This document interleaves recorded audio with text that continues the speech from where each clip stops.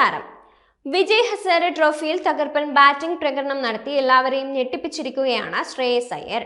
Team മാനേജ്മെന്റുമായുള്ള ഉടക്കിനെ തുടർന്ന് Indian ടീമിൽ നിന്ന് ശ്രേയസ് തഴയപ്പെട്ട് നിൽക്കുകയായിരുന്നു. എന്നാൽ സമീപകാലത്ത് ആഭ്യന്തര ക്രിക്കറ്റിൽ ഗംഭീര പ്രകടനം നടത്തി ശ്രേയസ് ഇന്ത്യൻ ടീമിലേക്ക് ശക്തമായി തിരിച്ചെത്താനുള്ള തയ്യാറെടുപ്പിലാണ്. കഴിഞ്ഞ സയ്യിദ് മുഷ്താഖ് അലി ട്രോഫിയിൽ സെഞ്ചുറി ഉൾപ്പെടെ നേടി മിന്നിക്കാൻ ശ്രേയസിനായിരുന്നു. നായകനായി മുംബൈയെ സയ്യിദ് മുഷ്താഖ് അലി ട്രോഫി കിരീടത്തിലേക്ക് എത്തിക്കാൻ ശ്രേയസ് അയ്യർക്കായിരുന്നു. ഇപ്പോഴിതാ വിജയ് ഹസാരെ ട്രോഫിയിൽ മികച്ച പ്രകടനത്തോടെ വീണ്ടും കയ്യടി നേടുകയാണ് ശ്രേയസ് അയ്യർ. കരുത്തരായ കർണാടകയ്ക്കെതിരെയാണ് ശ്രേയസിന്റെ സെഞ്ചുറി പ്രകടനം.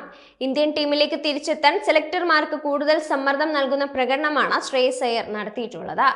ചാമ്പ്യൻസ് ട്രോഫിയിൽ ഇന്ത്യയുടെ 4-ാം നമ്പറിൽ താൻ ഉണ്ടാവുമെന്ന് പ്രകടനം കൊണ്ട് തെളിയിച്ചിരിക്കുകയാണ് ശ്രേയസ് അയ്യർ.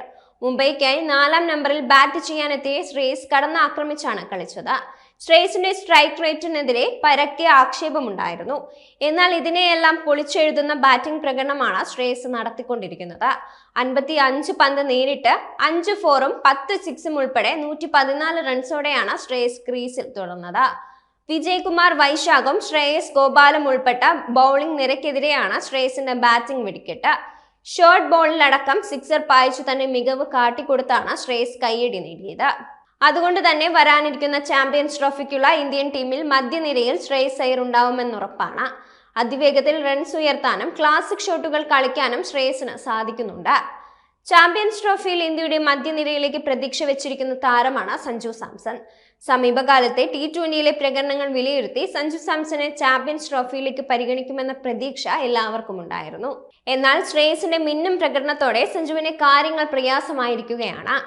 ഇന്ത്യ മുഖ്യ പരിഗണന ശ്രേയസിന് നൽകുമെന്നുറപ്പാണ്. കടന്നാക്രമിച്ചു കളിക്കുന്ന പ്രകടനമാണ് ശ്രേയസ് കാഴ്ചവെക്കുന്നത്. കൂടാതെ സ്പിന്നിങ്ങിനെതിരെ മികവ് കാട്ടുന്നുണ്ട്. ഇത്തവണത്തെ ചാമ്പ്യൻസ് ട്രോഫിയിലെ ഇന്ത്യയുടെ മത്സരങ്ങൾ ശ്രീലങ്കയിലോ ദുബായിലോ ആയേക്കാം. രണ്ടിടത്തായാലും സ്പിന്നിംഗ് മുൻതൂക്കം അവകാശപ്പെടാൻ സാധിക്കും. ഈ സാഹചര്യത്തിൽ ശ്രേയസ് ടീമിലേക്ക് വരുന്നത് ടീമിനും വളരെ ഗുണം ചെയ്യുമെന്നുറപ്പാണ്. ടെസ്റ്റിലും ഇന്ത്യൻ ടീമിലേക്ക് ശ്രേയസ് തിരിച്ചുവരവ് നടത്തിയേക്കാം. ബോർഡർ ഗവാസ്കർ ട്രോഫിക്ക് ശേഷം ഇന്ത്യയുടെ ടെസ്റ്റ് ടീമിൽ വലിയ പൊളിച്ചെഴുത്ത് പ്രതീക്ഷിക്കാം. കർണാടകയ്ക്ക് മുന്നിൽ വമ്പൻ വിജയലക്ഷ്യമാണ് മുംബൈ ഉയർത്തിയിരിക്കുന്നത്. 50 ഓവറിൽ 4 വിക്കറ്റിന് 382 റൺസാണ് മുംബൈ സ്കോർ ബോർഡിൽ ചേർത്തത്.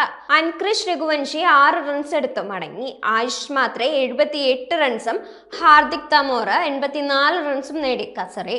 സൂര്യകുമാർ യാദവ് 20 റൺസ് എടുത്തപ്പോൾ ശിവം ദുബെ അവസാന ഓവറുകളിൽ ബാറ്റിംഗ് വെടിക്കെട്ടാണ് തീർത്തത്. 36 പന്തിൽ 5 വീതം 6-ഉം 4-ഉം ഉൾപ്പെടെ 63 റൺസോടെ ശിവം ദുബെ പുറത്താവാതെ നിന്നു.